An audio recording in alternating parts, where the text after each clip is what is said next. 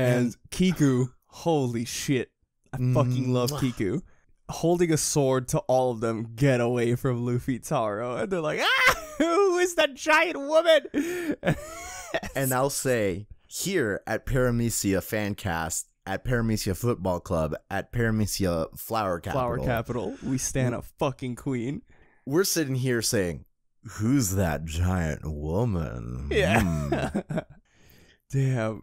But I do love how tall is she?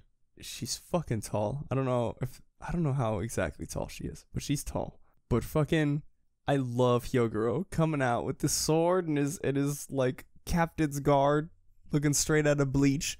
And he says Kiku, Raizo. And he like knows their names, and and Kiku's like, what is that, Boss Hyogoro? And then he tells them, show them all who you are.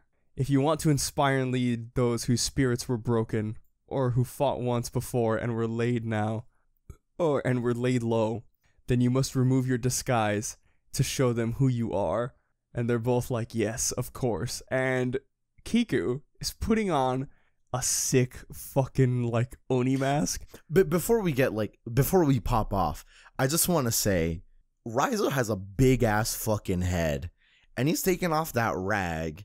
Like, did no one not know who he was? Like, yeah, dude, that's the Wano disguise. If you put a little rag over your nose, if you tie it under your nose, dude. You know, it's everybody in Wano just has a what is it called? Face blindness, object permanence. Like, they don't have object permanence because they're like, oh, Kiku. As soon as the thing gets tied underneath her nose, what the fuck? Who are you? You're not my mom. Yeah, you're not my samurai mom. Like, get away. God damn. But yeah, I don't know how they didn't notice Raizo's big ass pumpkin head. But dude, Kiku, this mask is so fucking cool. This panel is so cool. The spread of them, the first step to gain their trust. We are not mere ghosts and memories. Like, all of them chilling, posing up.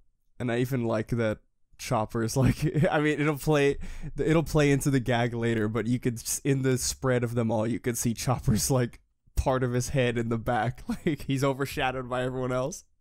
Oh wow, I didn't even notice that. That's where he's at. Okay. Dude, it's fucking great. Dude, they're all posting up, and then here's where we get the good piece of information this chapter. That mask, so like one of the one of the dudes on the side, one of the prisoners says that mask, but I thought he died at Odin Castle.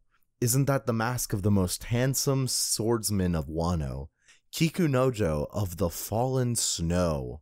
And, you know, Chopper and Luffy, like, turn towards her and say, like, what? You're a man? And she replies, this one is a woman at heart. Well, actually, I think it's Luffy that says, who says that mask is scary?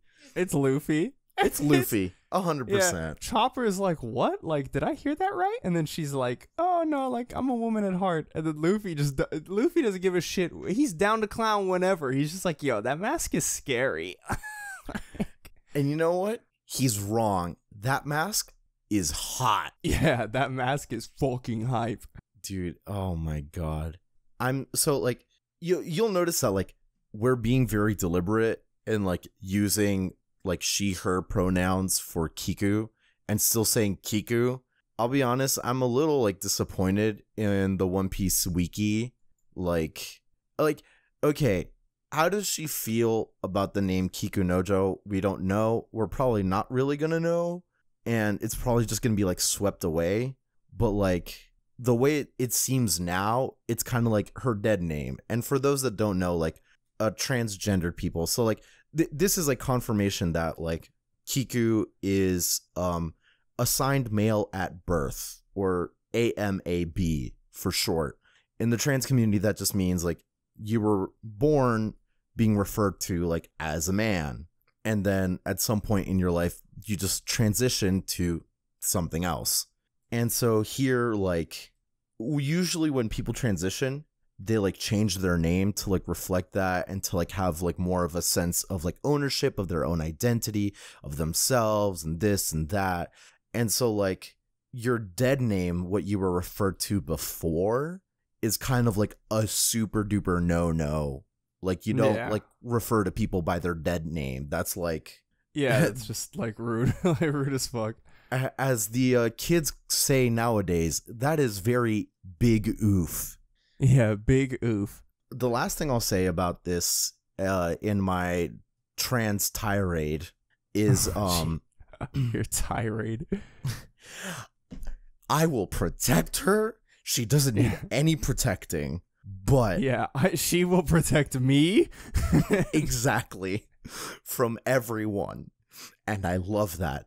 Here in the football club, we stan a giant woman. Yeah, we stan a giant fucking queen.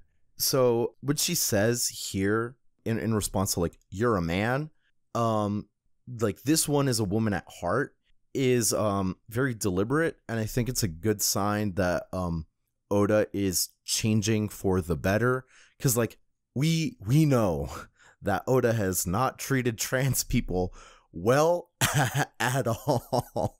Yeah. Vis-a-vis the that entire fucking half level of Impel Down. Yeah, as Viz puts it so very not so tactfully, the queers. Yeah.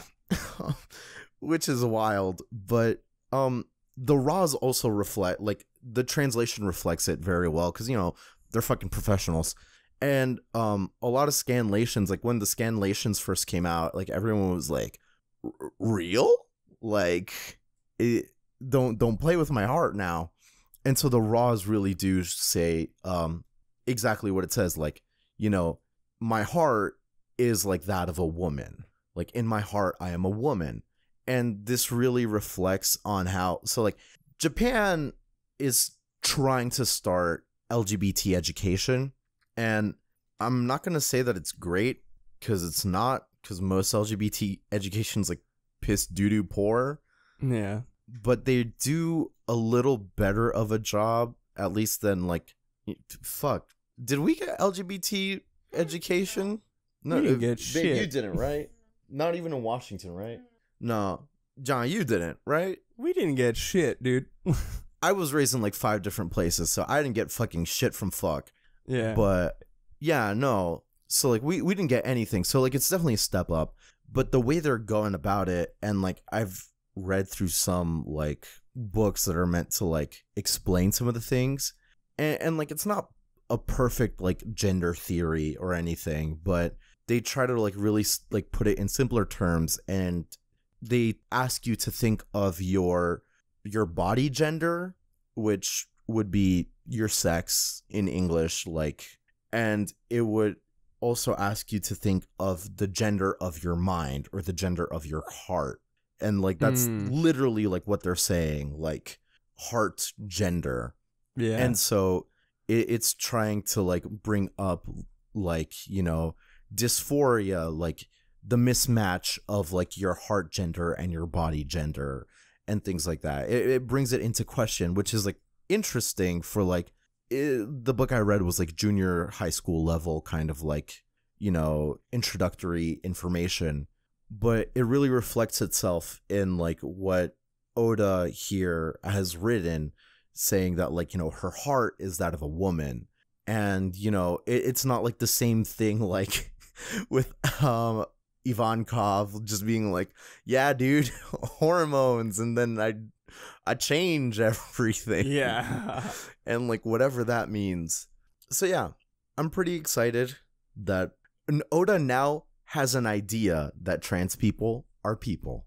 Yeah, I do like it. I will say, not to completely like defend the wiki, because I haven't read the whole thing, but I just remembered that like Okiku, like she was going by Okiku because she was in Wano in Leftover Town, and she was still hiding her identity. So I don't know if it's so much as they're using her dead name, or if Kikunojo is like her actual name, but she had to use Okiku to like hide. Oh, that's a really good point. Okay, I didn't consider that. I like just thought about that, but I mean, Right. even like, still. yeah, no, Yeah. like who knows? It's definitely like really touchy.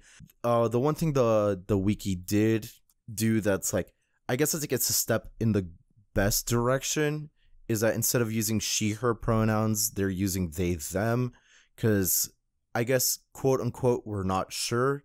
I'm Yeah. sure. Yeah, like, quote unquote, we're not sure. I mean, she has responded to nothing but she, her pronouns the entire time we've known her. Yeah, She's never corrected anybody. I mean, I doubt that Oda would be like, oh, it's they, them in the manga, but like, right. No, you know, like, not she's gonna be a never thing. she's never said anything. And then even here, I take this panel as confirmation. She's like, oh, like, I'm a woman at heart. Like, okay, that's all I needed. Right. Like, And then there's like the whole devil's advocate of like, well, she uses the pronoun sesha, the personal pronoun sesha, which is used by male samurai.